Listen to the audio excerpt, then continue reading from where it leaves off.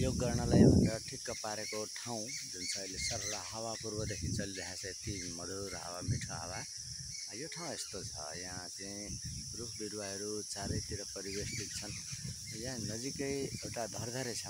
यो धरधरे चाहिँ निकै गहिरिँदै गएको छ। यसले यसपालि मैले हाम्रो वडाध्यक्षज्यूसँग पनि अलिकति सल्लाह गरेको छु, केही कुछ हुन्छ कि भनेर भिडियोहरू बनाउनु ल्याउनु भन्नुभएको छ। मैले त्यो बनाएको पनि छ, पुर्याउनु पर्नेछ। र अब यस ठाउँको विशेष महत्त्व किन छ भने मैले यहाँ योग गर्नको लागि म्याटको व्यवस्था गरिरहेको छु। अलि ढिलै म उठेँ र अब यो ठाउँको विशेष महत्त्व चाहिँ के छ भने यहाँ एउटा आर्ट अफ लिभिङको विशालाक्षी मन्दिर सहितको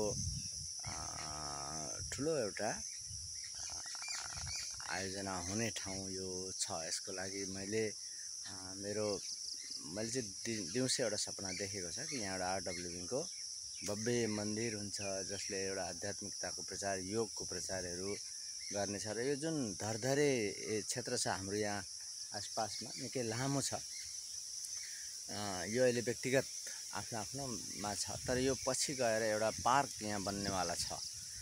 यो चाहिँ मेरो कल्पना अथवा मैले दिउँसै देखेको सपनाको कुरो। यो ठाउँलाई एउटा अन्तर्राष्ट्रिय स्तरको ठाउँ बनाउन यहाँ सकिन्छ। यो एउटा पार्क सहितको आर्ट अफ लिभिङको मन्दिरहरू यहाँ बन्नेवाला छ। यो एरियामा यो अहिले व्यक्तिगत जग्गाहरू छ।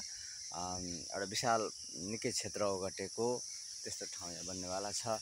र त्यसलाई मैले देखेको सपनामा, र यो दिउँसो देखेको, यो राति देखेको सपना होइन, र यो बन्नेवाला छ। र यो ठाउँ चाहिँ एउटा अन्तर्राष्ट्रिय स्तरको पार्कहरू सहितको आर्ट अफ लिभिङको एउटा विशाल मन्दिर सहितको, विशालाक्षी मन्दिर सहितको यस्तो एउटा पवित्र स्थल यहाँ बन्छ भन्ने मैले सपना देखेको छु। र त्यो सपनालाई मैले हरेक पल जप्ने गरेको छु। र समाजका लागि केही मङ्गलदायी काम यहाँबाट हुनेछ भन्ने सङ्केत मैले गर्न चाहेको। हवस्, धन्यवाद। योग दिवसको हजुरहरू सम्पूर्णलाई धेरै धेरै शुभकामना, मङ्गलमय शुभकामना व्यक्त गर्दछु।